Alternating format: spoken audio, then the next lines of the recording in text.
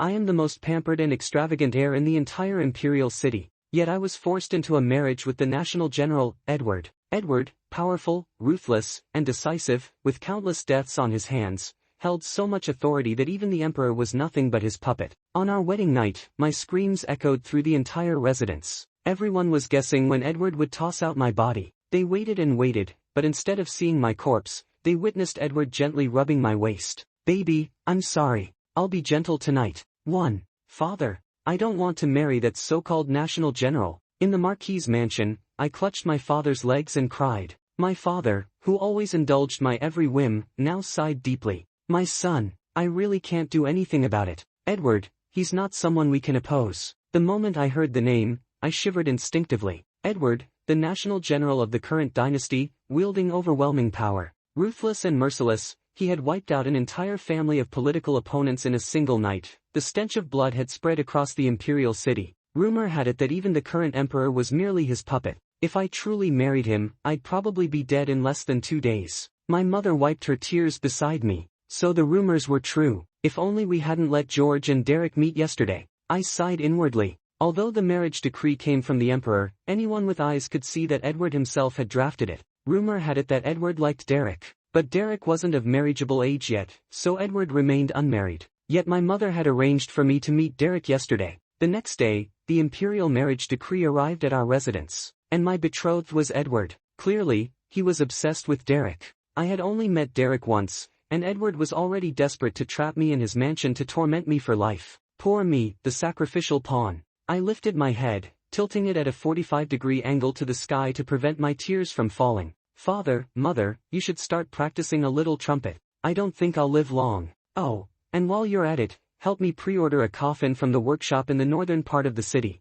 I want one made of golden Nanma wood. Anything else won't feel comfortable to sleep in. 2. In the blink of an eye, it was our wedding night. Edward was still in the outer hall, and I sat on the bed like I was on pins and needles. The rough fabric of my clothes rubbed against my skin. If it wasn't high-end material, I would break out in rashes. Afraid that Edward might use my delicate nature as an excuse to hurt me, I forced myself to wear the plainest inner garments. It was so itchy. I reached into my clothes to scratch, only to feel moisture at my fingertips. Crap, I'd scratched it open. Hiss, it hurt. A pain that ordinary people could endure easily was magnified 1,000 times on my precious body. Even a light pinch could leave a red mark. Just as I was about to remove my clothes to treat the wound, I heard footsteps. Still in the middle of undressing, a small patch of skin on my chest exposed, I looked up, and met Edward's eyes. My breath caught. Edward's gaze was dark and imposing. He stopped only when he reached me. Just standing there radiated authority and pressure that brooked no argument. An aura only someone long in power could possess. I nervously swallowed and tried to look away, but he spoke without expression. Since you want to undress, then undress. Instantly, every kind of torture flashed through my mind. He isn't assuming I'm seducing him, is he? I shook my head, warily meeting his gaze. I'm not undressing. He spoke calmly. Don't make me say it twice. I was furious. No one in my life had ever dared to speak to me in that tone. I shook my head violently. Edward's patience snapped. His tall figure loomed over me. He lifted me and pressed me onto his lap. In the struggle, my clothes slipped to the floor. Cold air hit my bare skin, making me shiver instinctively. But what scared me more was the torture to come. My waist was brushed by his rough fingertips. I closed my eyes, preparing to face death. Then Edward's icy voice rang out above me. What's going on? I turned my head and saw Edward staring at the rash I'd scratched open. Red, dense spots marked my tender skin, glaringly obvious.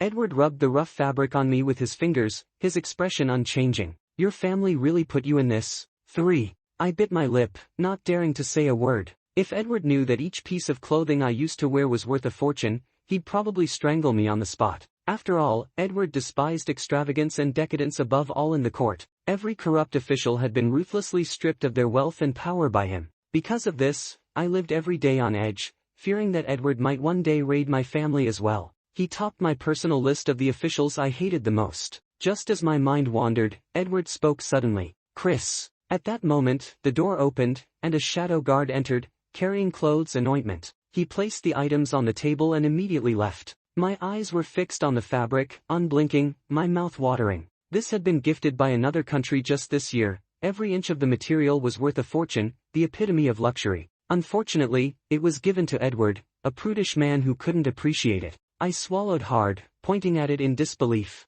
This is for me." Edward gave a small nod under my hopeful gaze. Suddenly, I realized I didn't dislike him quite as much as before. Well, I could reluctantly move his name a little further down the list for now. I would observe his actions further. However, my good mood vanished the moment his fingers touched me to apply the ointment. Ah! A scream tore out of me like a slaughtered pig, echoing through the general's mansion. "Could you be gentler? Or I'll throw you into the servants' quarters to scrub the latrines." Only then did I remember, I wasn't in the Marquis's mansion anymore. The person applying ointment wasn't an ordinary servant, it was the infamous, powerful Edward. My vision went black. I wanted to faint on the spot. Edward's expression turned coal-black. I shrank back and whispered, "I'm sorry." As I spoke, a sudden thought struck me. Edward was probably using a sweeten then punish strategy, rewarding me gently and then delivering pain, to slowly torment me. How cunning. But unfortunately for him, he had encountered me, quick-witted and perceptive. I easily saw through his little scheme.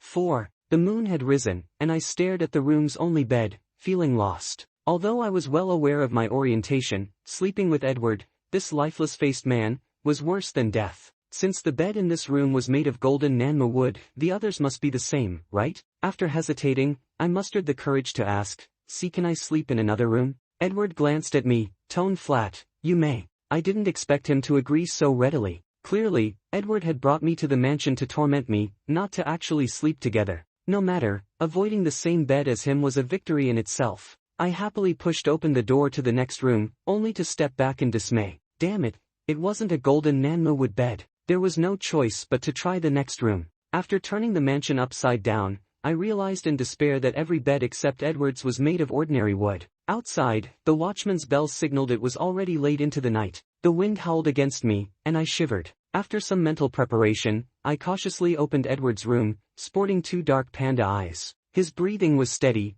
he was asleep. I gently tugged on his sleeve. "Can I sleep on your bed? If you don't say anything, I'll take that as a yes." I quietly climbed onto the bed, unaware of the faint curl of his lips forming. 5. The sun was high in the sky. Edward had gone to the palace early in the morning and hadn't returned yet. Just as I stepped out after breakfast, the mansion's steward approached. The master said that if there is anything about the mansion you find unsatisfactory, arrangements can be made to correct it. Ah, another sweeten then punish tactic. Edward probably assumed I wouldn't dare touch a single brick or tile of the mansion. He was gravely mistaken. I had seen through his plan. Rather than waiting nervously for doom, I decided to take control. I pointed at the floor's green bricks. "These are uncomfortable. Replace them all with white marble. Plant a few thousand-year-old ginkgo trees in the courtyard. Absolutely must be 1,000 years old, not a day less." An hour later, the steward's list already filled a full page. I was about to return to my room when I noticed the furnishings and smacked my forehead. "Oh right, replace all the beds in the mansion with golden Nanma wood." The steward's smile vanished, his expression troubled. "Your Highness, the mansion doesn't have extra funds." I was shocked. Just a little money from Edward. How could the entire National General's mansion be this poor? Could Edward be deliberately trying to torment me by having the steward refuse the bed replacement? But the fact that I could only sleep on a golden Nanma wood bed was known to very few. I studied the steward, his expression was honest, he didn't seem to be lying. Maybe they were really that poor. Still, if Edward came begging me for money, should I lend it to him or not? 6. After finishing the records, I snuck out of the National General's mansion while Edward was away. The streets were bustling with people, and I was just about to buy some flour pastries when I noticed a group heading straight toward me. They were notorious playboys in the Imperial City, and I did not get along with them at all. "Yo, isn't this our esteemed lord? Why are you out alone today?" Back in the day, whenever I went out in the Imperial City, I was always followed by dozens of servants. And now, on my one awkward solo outing, I ran straight into my enemies. My mood soured immediately. "What did you just bark at me? Want to eat shit? Go to the servants' quarters if you can't change that nasty habit of yours." His expression darkened in anger but then twisted into a sinister smile. "You really think you're the lord of the National General's mansion? Who in this city doesn't know you offended Edward? Screaming in pain on your wedding night?" I froze. When was I screaming in pain? Oh, right.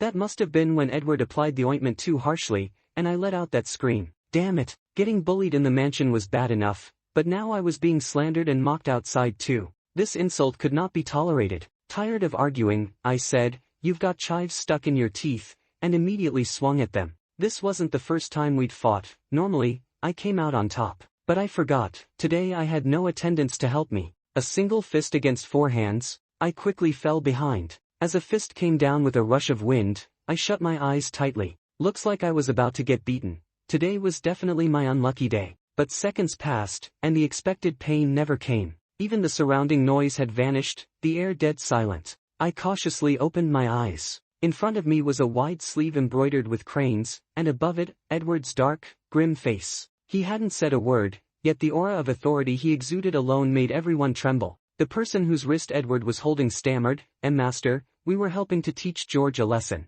"Humph." Edward let out a cold snort. The next moment, that young noble's hand was broken on the spot. Edward's voice was dark and threatening. "You dare to discipline someone in my presence?" The others immediately sensed something was wrong, dropping to their knees to beg for mercy. Edward's gaze swept coldly over them, then landed on me. I instinctively lowered my head, bracing for a scolding. Every time I got into a fight before, my father would scold me afterward. Though he spoiled me, he never allowed me to disgrace the Marquis's mansion. I was mentally prepared to take the punishment, but Edward gently ruffled my hair. "Next time you fight, make sure to bring the mansion guards. They're not here just to eat. If that's not enough, I still have military tokens." "Military tokens? Is that allowed?" Before I could process Edward's words, he spoke again. "What did you come to the street to buy?" "Flour pastries." "All right." He then walked straight toward the vendor selling them. The vendor, long past 70, shook with fear the moment he saw Edward. Now, as Edward approached directly, the man trembled like a leaf in a storm,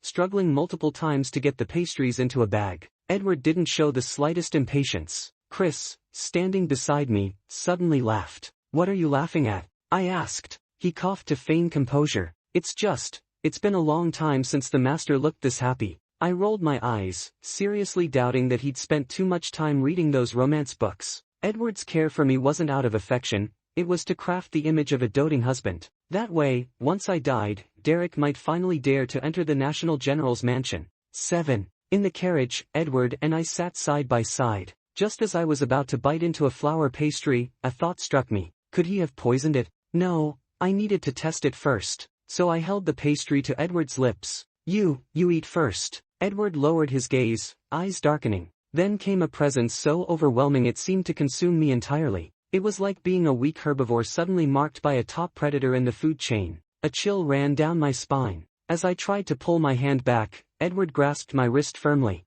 Each beat of my pulse aligned perfectly with the warmth of his palm. He tilted his head, lifting my hand to eat the pastry, his eyes fixed on my face the entire time. The mischievous lift of his brows made him look devilishly tempting. My heart pounded violently. 8. That day, Edward went straight to the families of those noble youths and turned their households upside down. Those to be confiscated were confiscated, those to be exiled were exiled, leaving no margin. Some even begged me for forgiveness, hoping Edward would show leniency. Laughable. Whether I forgave them had nothing to do with Edward's actions. Edward wasn't doing it for me. Those families had long abused their power. Edward, though feared, had acted in the nation's and the people's interest. 9. Soon, the longevity festival arrived, and Edward and I entered the palace together. At the banquet, the desserts in front of me disappeared quickly. I sneaked a glance at the desserts before Edward. Fast, under a second, but he noticed. "Want some?" I nodded honestly. Edward picked up a dessert. I held out my palm in full begging fashion.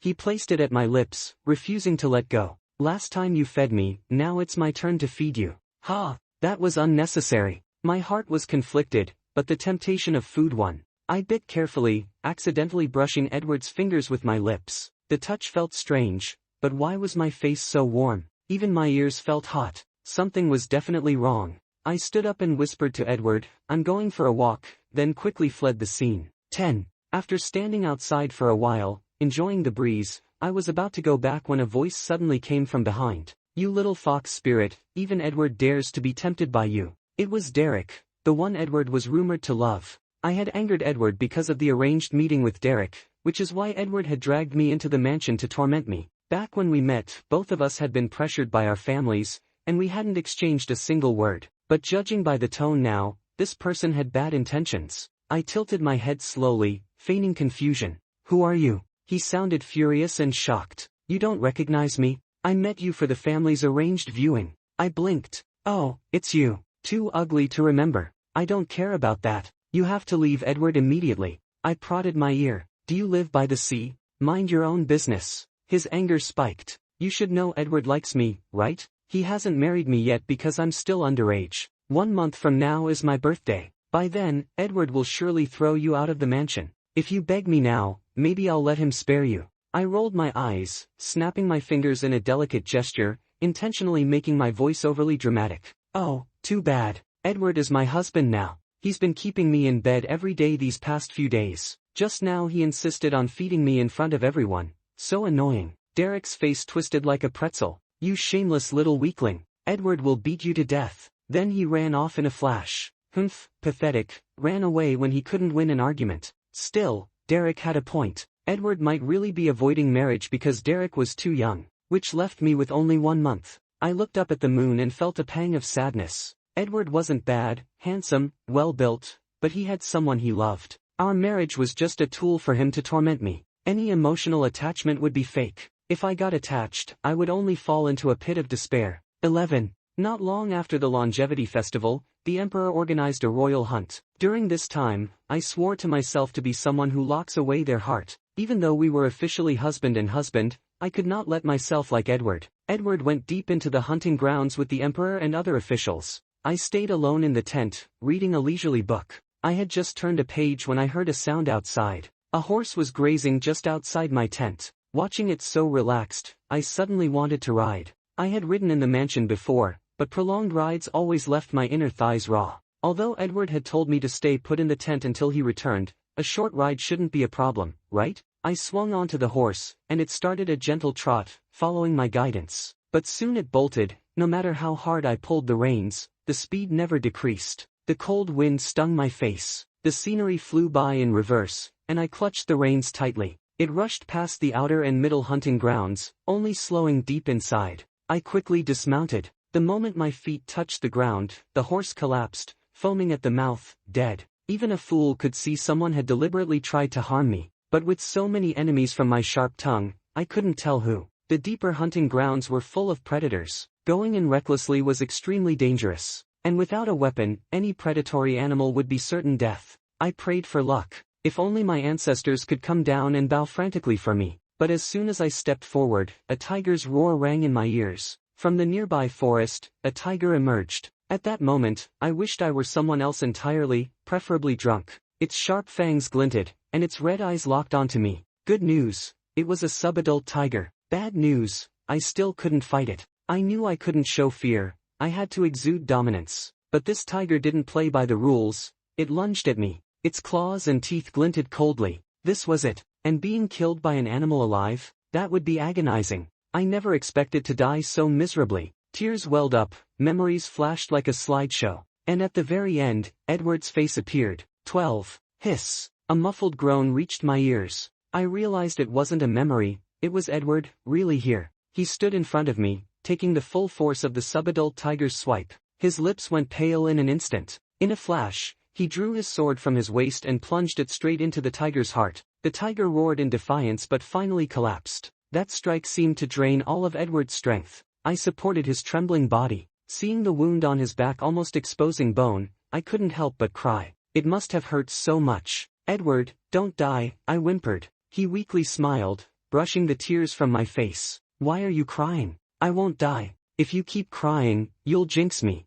Then who'll buy you flour pastries? I knew he was trying to keep me from worrying, teasing me into a smile. But seeing him this week made me want to cry uncontrollably. After a long hesitation, I asked the question I'd been holding back. Why did you save me? Was it really all just for Derek, to maintain his doting husband image? Edward lowered his eyes, smiled wryly, and said quietly, you guess. Soon, the others in the hunting grounds arrived. Edward was taken away to receive treatment. 13. I stood outside the tent, watching hot water turn into blood as he was treated, my fear growing. Edward's injuries were severe, reaching deep into the bone. Despite such serious wounds, he had been pretending nothing happened, joking casually in front of me. Though many in the imperial city wished Edward dead, and I had once thought the same. At this moment, I wanted him to live a long life. Time passed, my legs numb from standing, until finally Edward was out of mortal danger. I let out a long sigh of relief, but my heart was tangled, like threads impossible to separate. The question remained unanswered.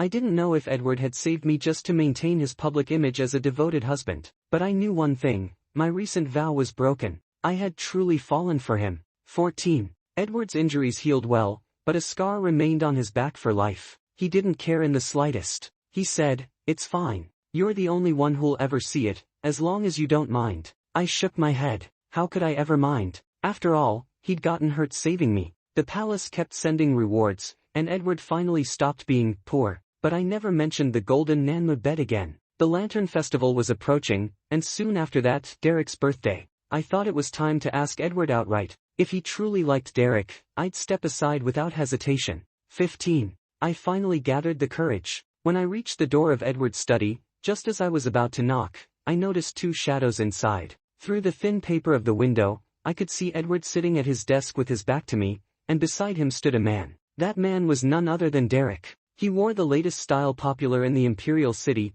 clearly dressed up for the occasion. No one entered Edward's study without permission, so his presence there could only mean Edward had allowed it. My breath caught. My instincts told me to leave, but my legs felt heavy as lead. The next moment, Derek threw himself into Edward's arms. "Edward!" His voice cut sharply through the door. If this had happened in the past, I would have clapped and cheered, happy to see them together. But now, an indescribable ache welled up inside me. I didn't look any further. I stumbled back to my room, hollow and numb. The rumors were true. Edward really liked Derek, and our marriage was indeed part of his plan to torment me. I had calculated everything, except that his method would be to break me from the inside. He'd even been willing to risk his life just to put on a convincing show. I'd walked right into his trap and lost everything. If I hadn't seen it with my own eyes, I wonder how long Edward would have kept deceiving me. Not much longer, probably, because just earlier, he'd told me to wait for him at home tomorrow. Back then, I'd been overjoyed, thinking he wanted to spend the Lantern Festival with me. Only now did I realize he intended to end things with me on that day.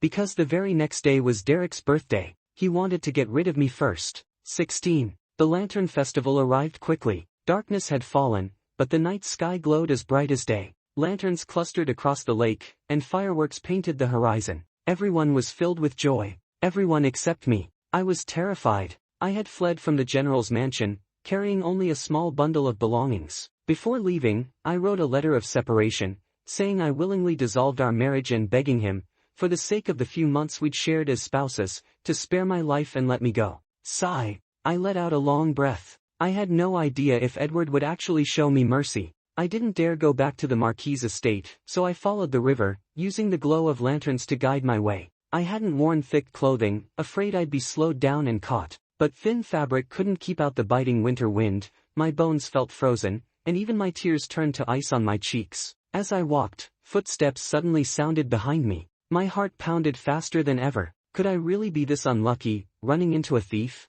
I was just about to turn around when a warm fur cloak settled over my shoulders. Edward stood behind me, speaking gently. "Why are you dressed so thinly?" "You." I stumbled back a step, staring at him in fear. He bent down and fastened the cloak's buttons for me. "Didn't I tell you to wait for me at home? Why did you run off by yourself?" His voice was so calm, as though nothing had happened at all. It almost made me wonder if I'd imagined everything earlier. I hesitated, then said softly, "That letter." Edward lowered his gaze, a faint, self-mocking smile on his lips, but his tone was firm. "Divorce? I refuse." I nearly broke down. The tears I'd managed to dry welled up again. Even my voice shook. "Don't you like Derek? Why are you still coming after me? Please, just let me go." Edward's eyes softened with a strange sorrow. "Do you really not know who I like? George, after all this time, you still haven't remembered?" 17. It wasn't until Edward led me into the Imperial Palace and I stood on the very paving stones where I'd once gotten lost as a child that long-buried memories began to resurface.